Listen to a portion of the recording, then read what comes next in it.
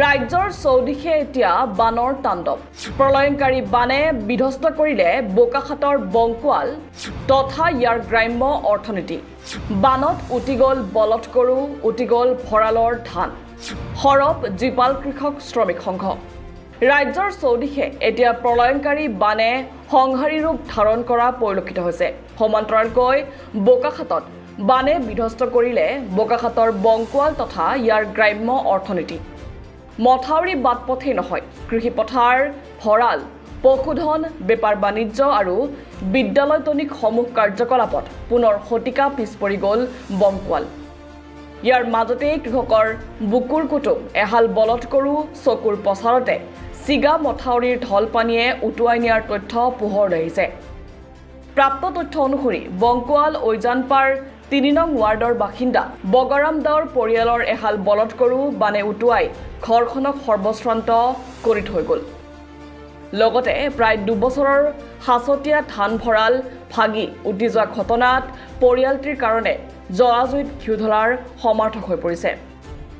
এই সন্দৰ্ভত আজি উক্ত বানাক্ৰান্ত তথা সৰ্বশ্ৰান্ত পৰিয়ালটিয়ে বান সাহায্য নীতি অনুসৰি ক্ষতিপূৰণৰ দাবীৰে বোকাখাত চক্ৰ বিষয়াৰ কাৰ্যালয়ত উপস্থিত হৈ স্মাৰক পত্ৰ প্ৰদান কৰিছে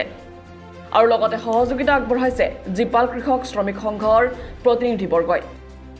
এই সৰ্বশ্ৰান্ত পৰিয়ালটিৰ গৰু আৰু ভঁৰালৰ ক্ষতিপূৰণৰ দাবী মানি নললে জীপালৰ উপদেষ্টা সোণেশ্বৰ নৰহে গণতান্ত্ৰিক প্ৰতিবাদী আন্দোলন গঢ়ি তোলাৰ মত ঘোষণা কৰিছে লগতে তাৎপৰ্যপূৰ্ণভাৱে নৰহে চৰকাৰী ৰঙাফিটাৰ মেৰপেজ খুলি প্ৰকৃতাৰ্থত বানৰ কবলত পৰা পশুধনৰ ক্ষতিপূৰণৰ ঐতিহাসিক ফাইল কাৰ্যকৰী কৰিবলৈ চৰকাৰক দাবী উত্থাপন কৰিছে ই কৃষকৰ প্ৰাপ্য অধিকাৰ বুলি উল্লেখ কৰে সোণেশ্বৰ নৰহে এইবাৰ যাতে এই ন্যায্যতা অধিকাৰ গাপ দি চকুত ধূলি মৰাৰ ৰাজনীতি নকৰে সেই কথা জীপাল কৃষক শ্ৰমিক সংঘই সকীয়াই দিছে কিয়নো বানাক্ৰান্ত ৰাইজৰ শিবিৰে শিবিৰে জীপাল কৃষক শ্ৰমিক সংঘই চৰকাৰী ৰিলিফ মেনুৱেলখন সহজকৈ হাতে হাতে পোৱাকৈ বানাক্ৰান্ত ৰাইজৰ অধিকাৰ সম্পৰ্কে সজাগ শিক্ষিত কৰাৰ কামত গভীৰভাৱে মনোনিৱেশ কৰিছে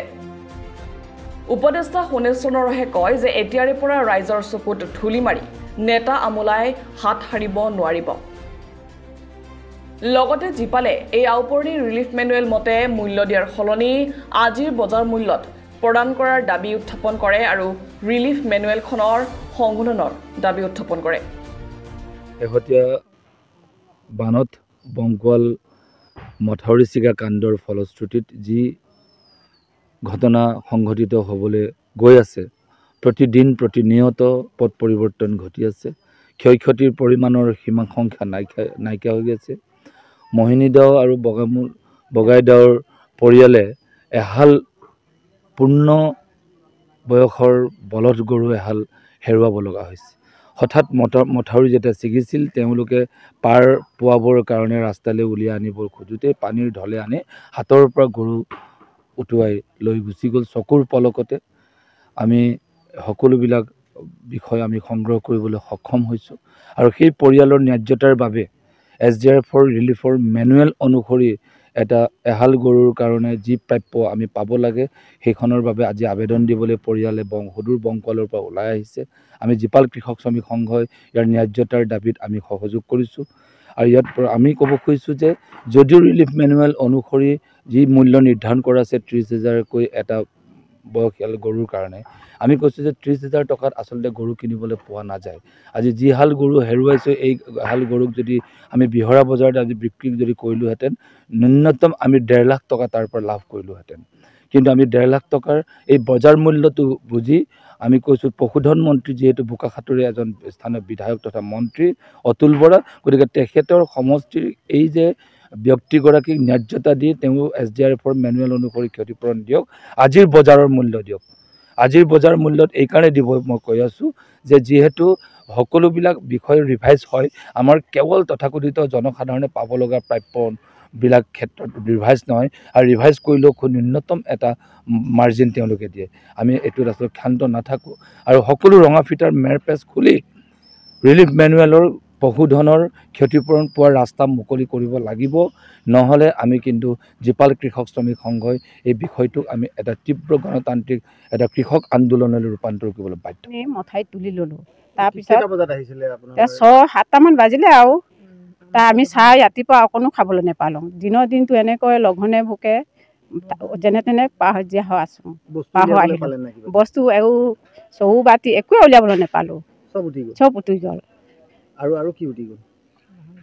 আৰু বহালটো ভাগিলে ধানৰ বহালটো চফা চব উটি গ'ল এতিয়া আমি বছৰটোত কেনেকৈ ল'ৰা ছোৱালীকেইটাক খুৱাম সেইটোৱে মহা চিন্তা হৈছে গৰু গাই নহ'লে অকল মতাই আছিলে খেতিৰ বাবে ৰাখিছিলোঁ এতিয়া ধান চানবোৰ মৰণা মাৰিব লাগে বুলি লোকৰ আকৌ ট্ৰেক্টাৰ এখন বিচাৰিলে কিমানখিনি পইচা লাগে উটোৱালৈ গ'ল একেবাৰে নি আৰু মৰিলেগৈ আৰু বচাব নোৱাৰিলোঁগৈ তাৰপৰা বচাব নোৱাৰি ক'লোঁ আৰু বাদ দিলোঁ আৰু এতিয়া ঘৰতে কন্দা কটা লাগি অটা ঢাকিয়ে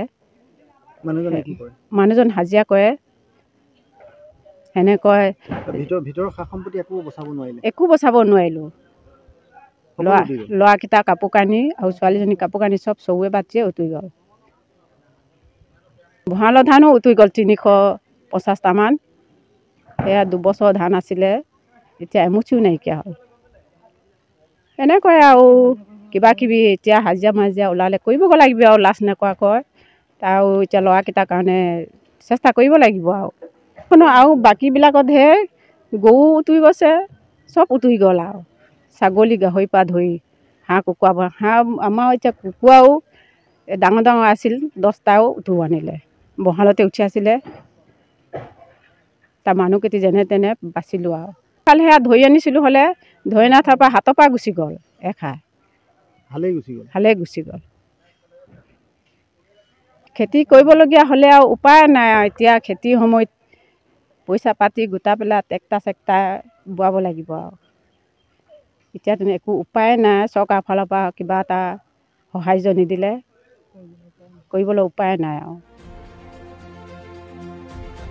বোকাখাতৰ পৰা পল্লৱ হাজৰিকাৰ ৰিপৰ্ট দ্য অপিনিয়ন।